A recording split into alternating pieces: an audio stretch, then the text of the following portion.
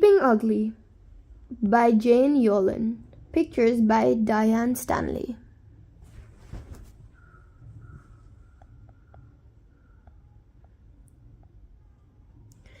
Princess Miserella was a beautiful princess, if you counted her eyes and nose and mouth and all the way down to her toes. But inside, where it was hard to see, she was the meanest, wickedest, and most worthless princess around. She liked stepping on dogs. She kicked kittens. She threw pies in the cook's face, and she never, not even once, said thank you or please. And besides, she told lies. In that very same kingdom, in the middle of the woods, lived a poor orphan named Plain Jane. She certainly was. Her hair was short and turned down, her nose was long and turned up. And even if they had been the other way round, she would not have been a great beauty. But she loved animals, and she was always kind to strange old ladies. One day, Princess Miserella rode out of the palace in a huff. A huff is not a kind of carriage. It is a kind of temper tantrum, her usual kind. She rode and rode and rode, looking beautiful as always, even with her hair in tangles. She rode right into the middle of the woods and was soon lost. She got off her horse and slapped it sharply for losing the way. The horse said nothing but ran right back home. It had known the way back all the time, but it was not about to tell Miserella. So there was the princess, lost in a dark wood. It made her look even prettier. Suddenly, Princess Miserella tripped over a little old lady asleep under a tree. Now, little old ladies who sleep under trees deep in a dark wood are almost always fairies in disguise. Miserella guessed who the little lady was, but she did not care. She kicked the old lady on the bottoms of her feet.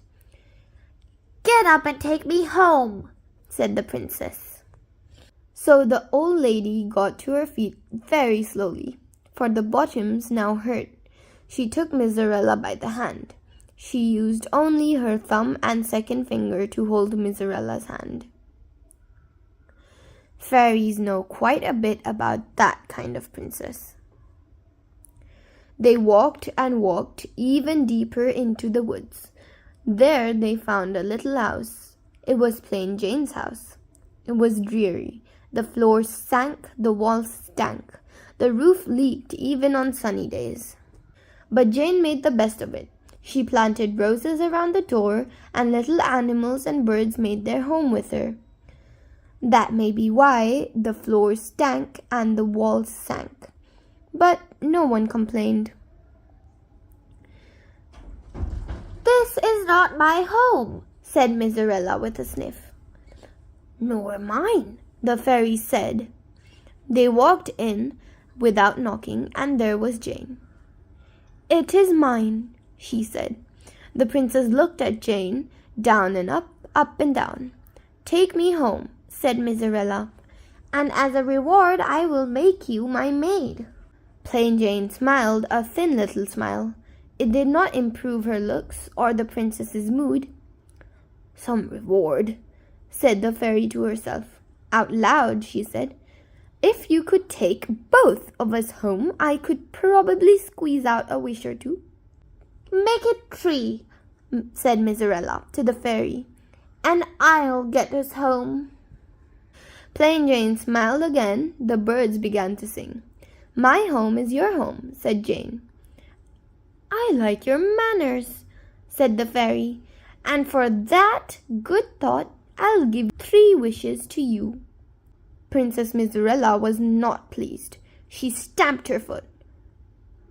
"Do that again," said the fairy, taking a pine wand from her pocket, "and I'll turn your foot to stone."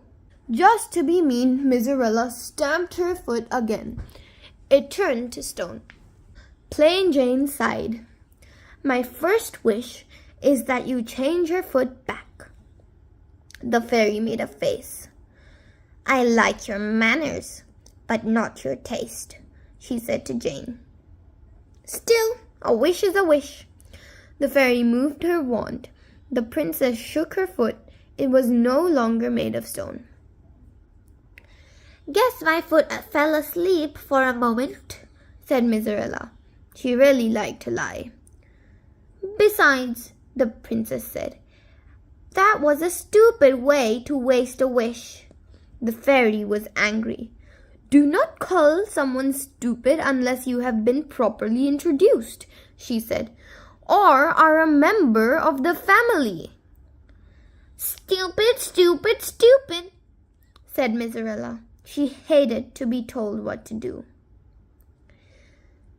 Say stupid again, warned the fairy, holding up her wand, and I will make toads come out of your mouth.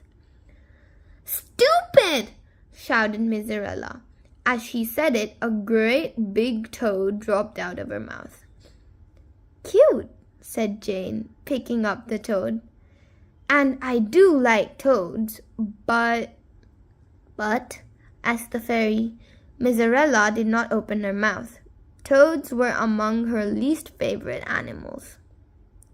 But, Plain Jane said, my second wish is that you get rid of the mouth toads.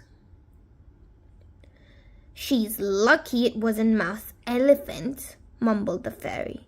She waved the pine wand. Miserella opened her mouth slowly. Nothing came out but her tongue. She pointed it at the fairy. Princess Miserella looked miserable. That made her look beautiful too. I definitely have had enough, she said. I want to go home. She grabbed Plain Jane's arm. Gently, gently, said the old fairy, shaking her head. If you are not gentle with magic, none of us will go anywhere. You can go where you want, said Miserella, but there is only one place I want to go. To sleep, said the fairy, who was now much too mad to remember to be gentle. She waved her wand so hard she hit the wall of Jane's house. The wall broke, the wand broke, the spell broke, and before Jane could make her third wish, all three of them were asleep. It was one of those famous 100-year naps that need a prince and a kiss to end them. So they slept and slept in the cottage in the wood. They slept through 3.5 wars, 1 plague, 6 new kings, the invention of the sewing machine, and the discovery of a new continent. The cottage was deep in the woods, so very few princes passed by, and none of the ones who did even tried the door. At the end of 100 years, a prince named Jojo, who was the youngest son of a youngest son and so had no gold or jewels or property to speak of, came into the woods. It began to rain, so he stepped into the house over the broken wall. He saw 3 women asleep, with spider webs holding them to the floor. One of them was a beautiful princess. Being the kind of young man who read fairy tales, Jojo knew just what to do. But because he was the youngest son of a youngest son with no gold or jewels or property to speak of, he had never kissed anyone before, except his mother, which didn't count, and his father, who had a beard. Jojo thought he should practice before he tried kissing the princess. He also wondered if he should like marrying a prince with no property or gold or jewels to speak of. Jojo knew with princesses that sort of thing really matters. So he puckered up his lips and kissed the old fairy on the nose. It was quite pleasant. She smelled slightly of cinnamon. He moved to Jane. He puckered up his lips and kissed her on the mouth. It was delightful. She smelled of wild flowers.